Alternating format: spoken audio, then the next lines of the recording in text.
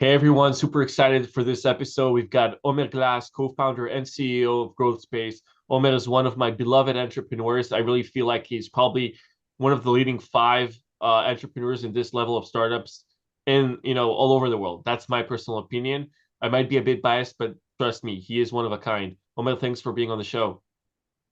Thank you. And thank you for the compliment. I will say that I think you're biased, but I will take the compliment anyway. So let's talk a little bit about growth space. First, I wanna understand, you have a very energetic journey, to founding Growthspace. You've been doing so many different things. At one point you wanted to be a rock climber. You've been trying so many different things. Can you tell us a little bit about like your background and how you got to fund Growthspace? Sure.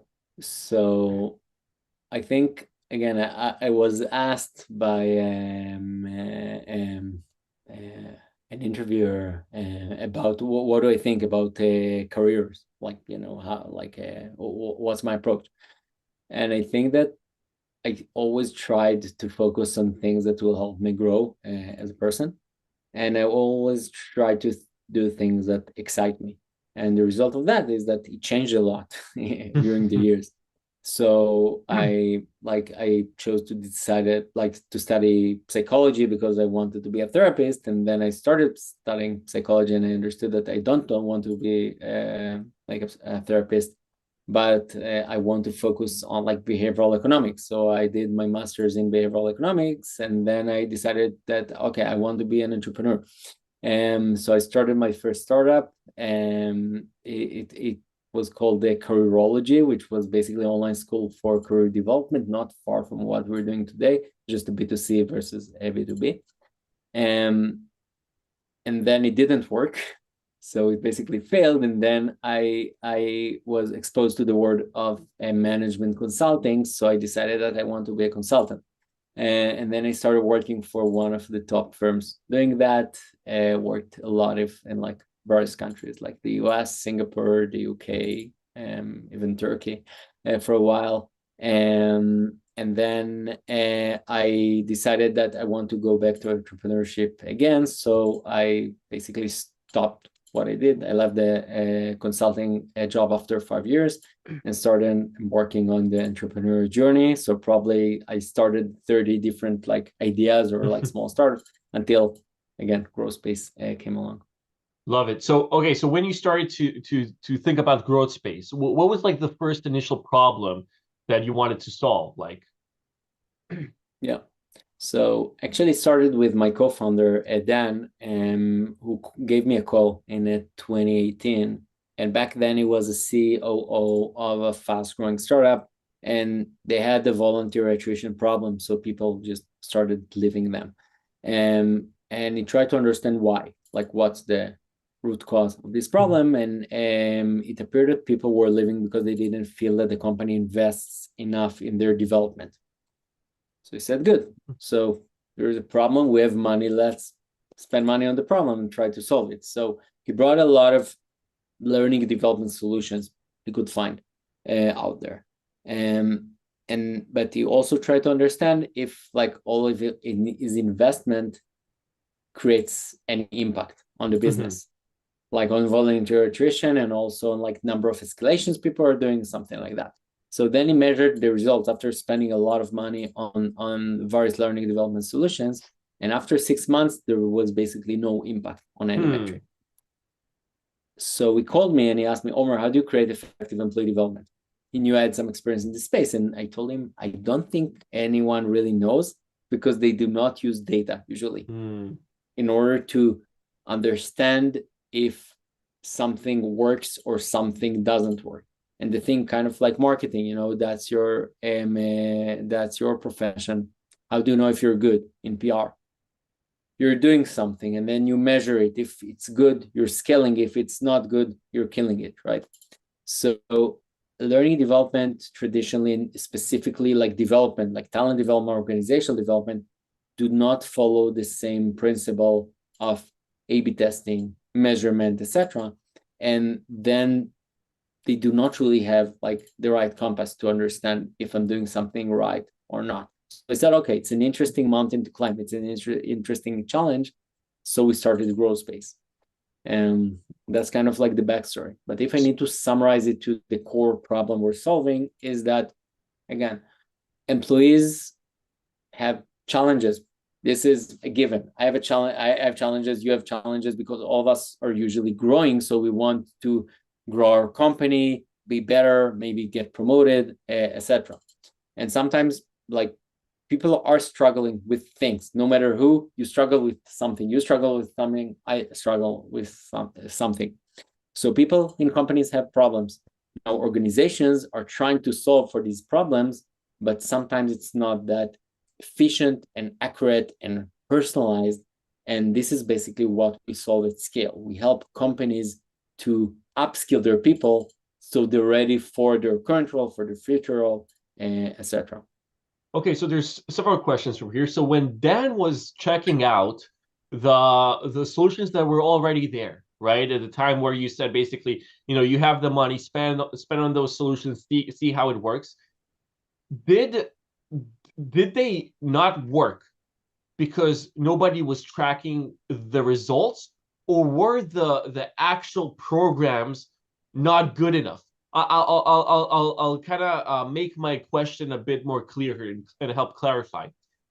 Sometimes you do a marketing campaign. Okay, you do a marketing campaign, and even if you don't track it, it works. It brings in the attention, it brings in the leads, or whatever your objective is, right?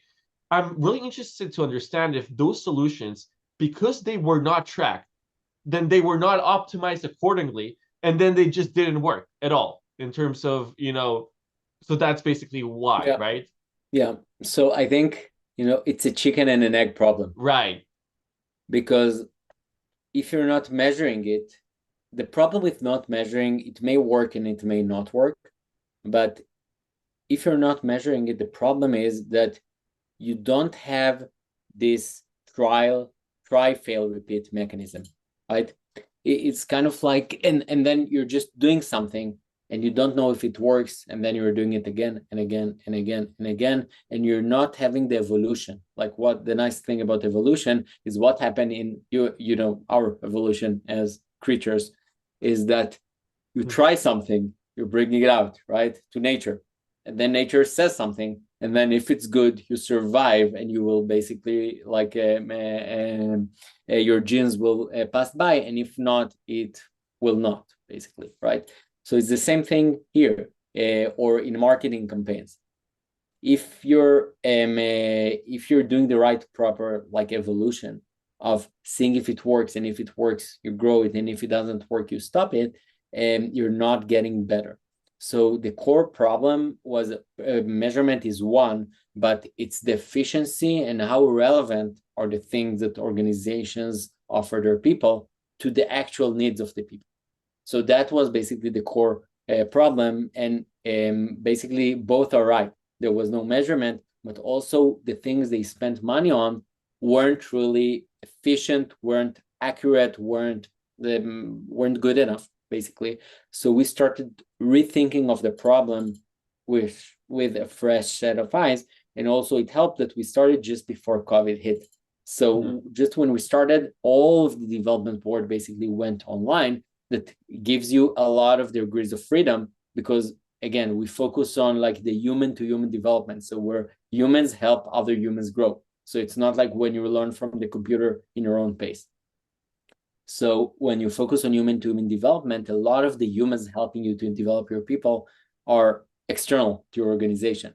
But the nice thing working online is that you do not need to travel. So you basically have access to every expert on the planet, right?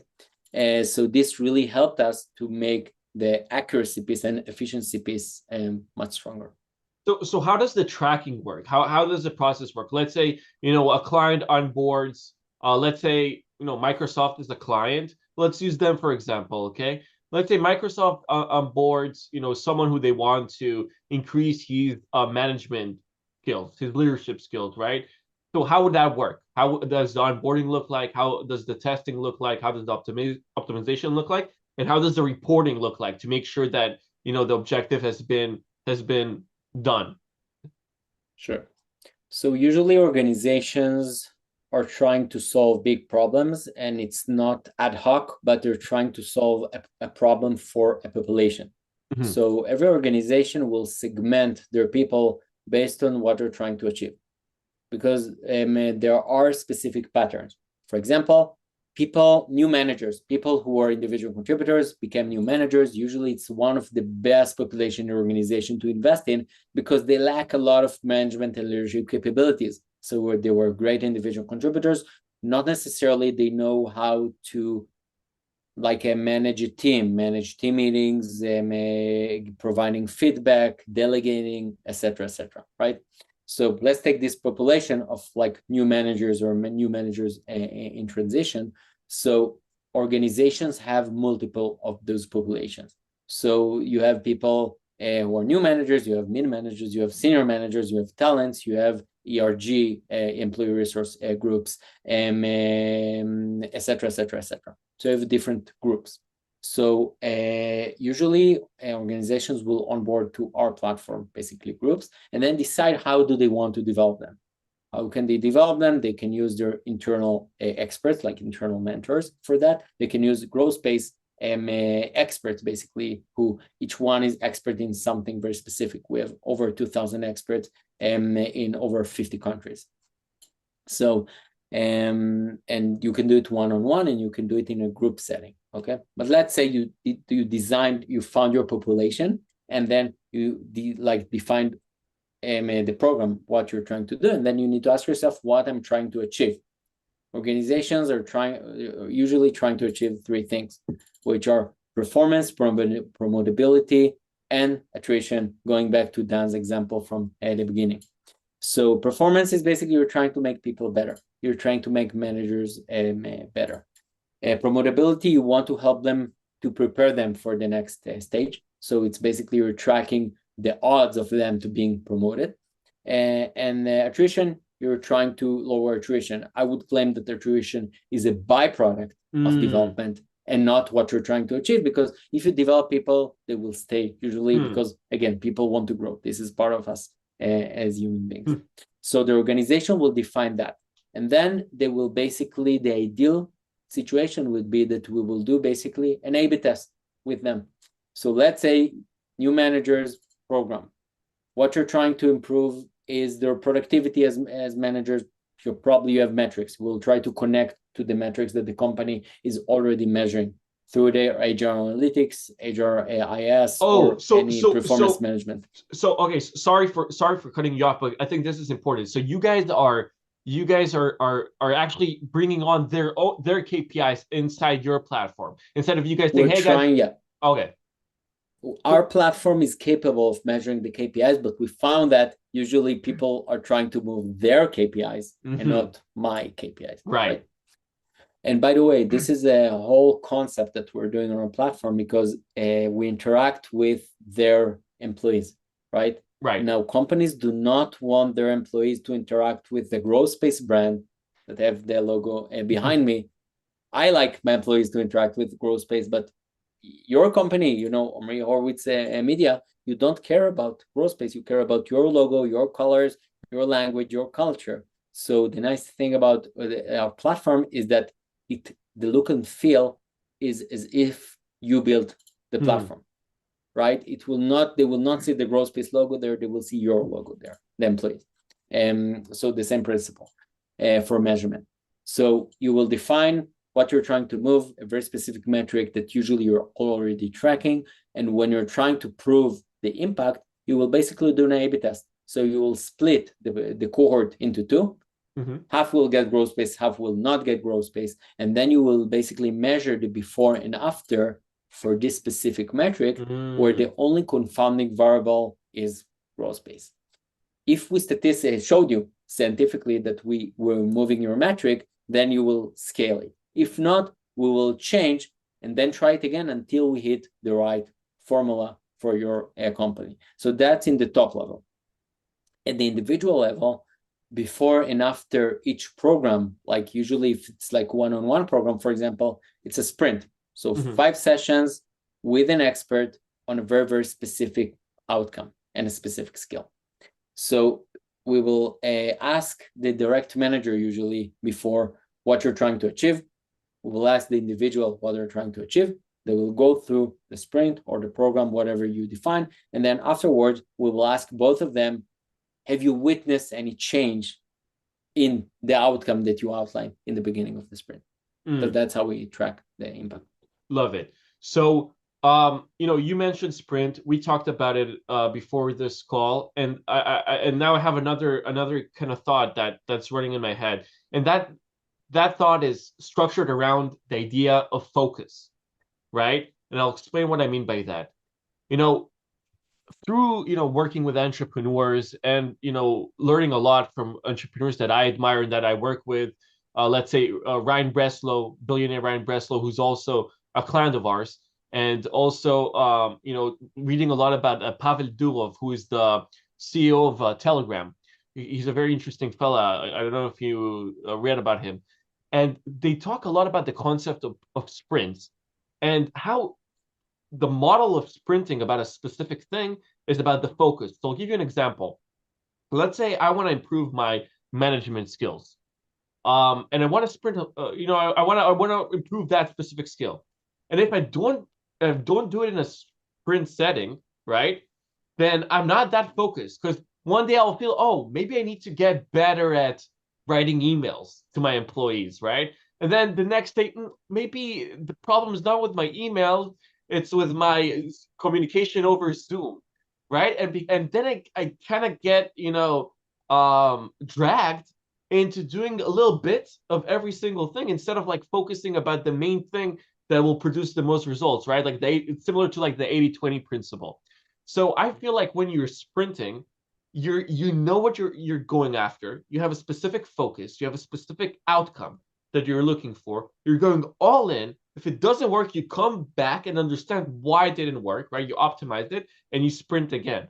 It's like, and then it's like, if you do that consistently over a lot of different skills, you do what Naval, who's an entrepreneur, basically said, you're building a marathon of sprints, right? Your career has become this marathon made out of sprints.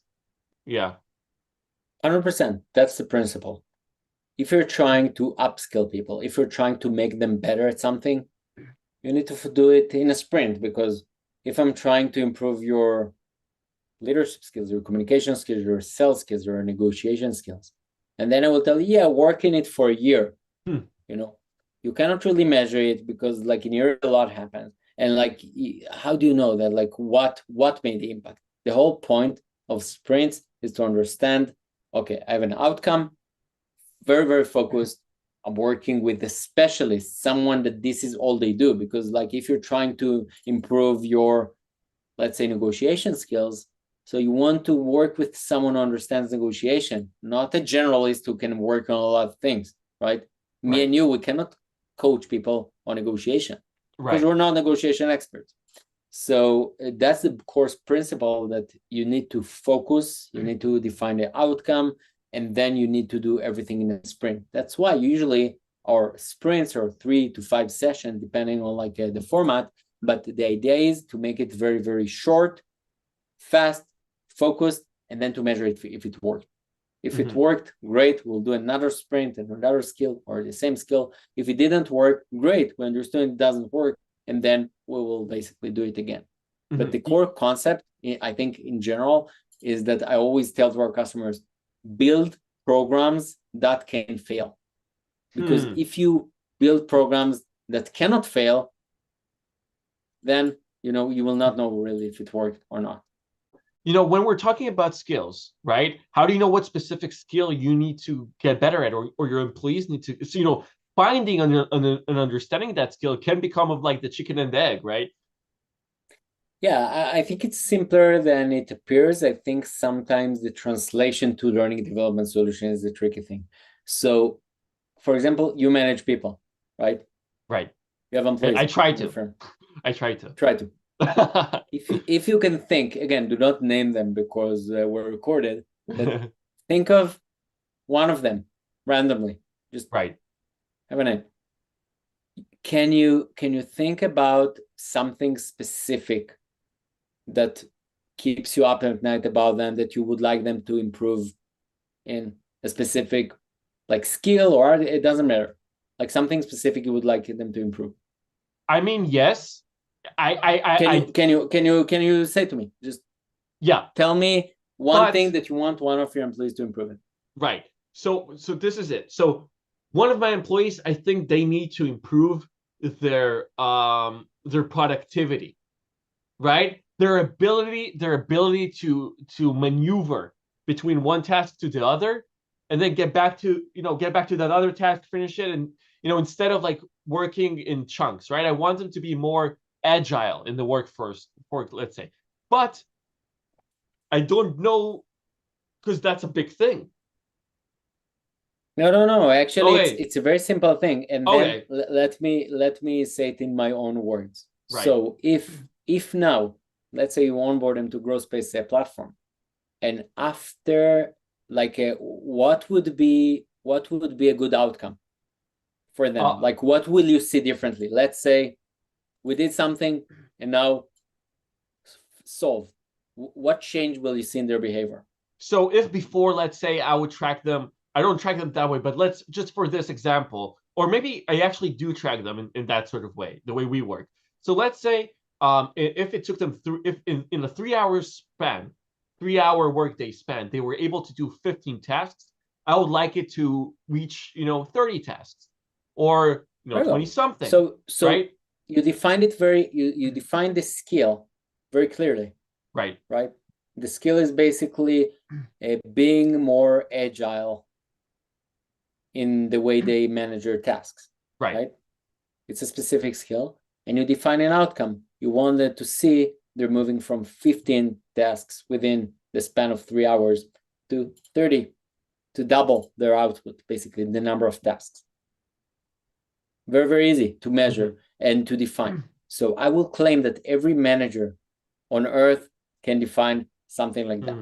Sometimes employees will have a harder time to define. Now, managers know what they need to achieve always. The challenge is to translate that into a learning and development solution. That's the tricky thing.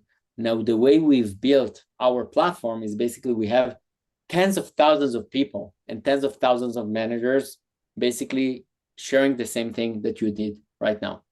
So we basically did the exercise of building a skill taxonomy, which is outcome focused in a way that we just took a lot of those things, those managers, the things that they need, we grouped them, we saw basically what managers need, and after tens, thousands of times, we understand what people need to work on. So the taxonomy is connected to what managers need. And then basically you will work with someone who's an expert in productivity, in time management, exactly what you're trying to do. And then I basically close the loop. So understanding the right skill, matching with the right expert for a one-on-one or like a group setting, and then measuring if your desired outcome has been achieved. I want to ask you, I know we don't have a lot of time, so and you're a busy guy, but I do have several final questions, and I'm going to try to do them in a sprint format.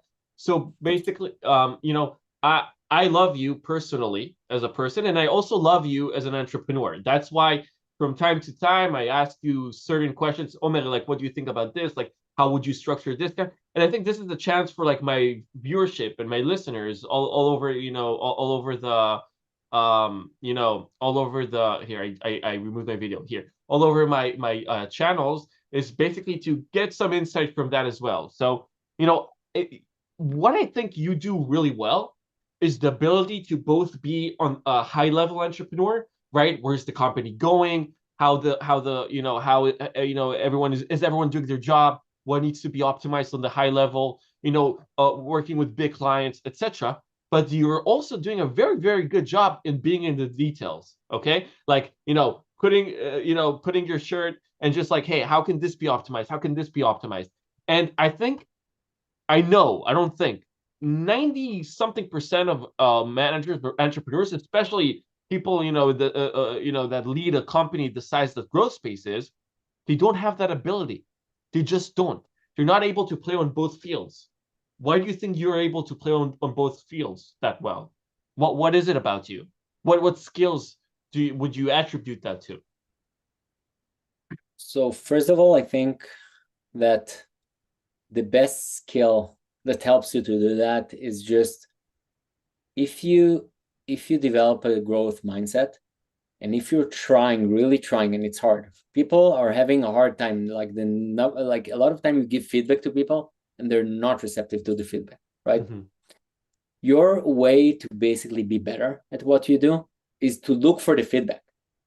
I think it's like, it origins because since basically elementary school, we're being scored. You're an A, you're a B, you're a C, you're on 100, you're 90, you're an 80, whatever your score system is.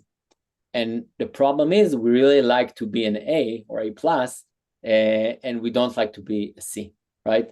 Right.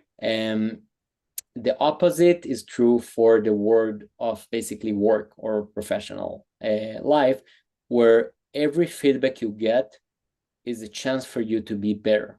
And if you're really receptive to feedback and you're trying to be better, eventually you learn.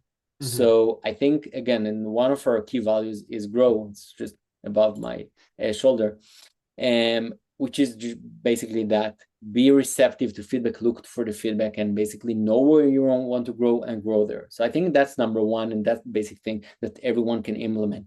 If you're getting a feedback, you will feel the resistance to the Mm-hmm. feedback. It will piss you off. It's fine. Learn from it, because it's the best gift that you can get. As the more feedback you get, every time you can give me feedback, hey, Omer, I think you could have done the interview better. Great. Tell me what I can do better next time, right? So I think that's number one. And number two is to go through experiences that help you to acquire the skills that you need. Now, that's the whole thing. And you can do it within your existing company, or you can look for opportunities that will help you to get where you want. So, for example, I served as a management consultant for 5 years, and I did a lot of strategy for a lot of companies. So it helped my muscle. So after you do it for 10,000 hours, you're being quite good with Mm-hmm. strategy. With the hands-on, I think, I did like a lot of things that I did hands-on. So it's very simple. Just understand where you want to grow and just do experiences, like work experiences in those domains. Mm-hmm. Two final questions. One, is there any specific mentors, comma, entrepreneurs, comma, or even like other professionals, I don't know, movie stars, I don't know, that you kind of like get inspiration from, you got to learn what they do that throughout the years that really impacted the way you model your entrepreneurship? Yeah, I think you're trying to collect things that you like from different people. And I personally really like, for example, Seth Godin, Mm-hmm. You did the who's class, doing you did the class. his alt MBA. Yeah, Yeah. like his like alternative MBA Mm-hmm. seminar was one of the best education things I did. Hmm. Um, and he has like 18 books. So yeah, definitely, I read a lot of these books, and I took a lot of inspiration from him. I really like Ben Horowitz as an entrepreneur. Yeah. Mm-hmm. Okay, final question. How do you manage your day? Through a to-do list, through a calendar, or a combination of some sort of a combination of both? It's a combination of both. Yeah. So first of all, my calendar a lot of time manages me, because like people put time on my calendar. So usually my schedule will be almost predetermined, like at least 1 week ahead. So that's number one. So the calendar manages you. Now you do want to like be proactive and not only reactive to the things Right. you're trying to achieve. So I'm basically I'm using Jira, and I'm trying. I have like different columns of like the three most important things I want to achieve in this quarter, and then Mm. like things like just action items for the quarter, and then same for the month. Three most important thing I want to achieve in every month, and then action item for the month, and then for the week, and then for the day. So it's kind of Mm. like a funnel between like the day Mm. to the quarter. And then every day I'm having things that I want, like action items, daily action Mm. items. Now I have the 2-minute rule. If an action item takes less than 2 minutes, let's say now I'm talking to you, you give me an action item, either I'm doing it in the next 2 minutes or I'm putting it in Jira. So I do not drop the ball.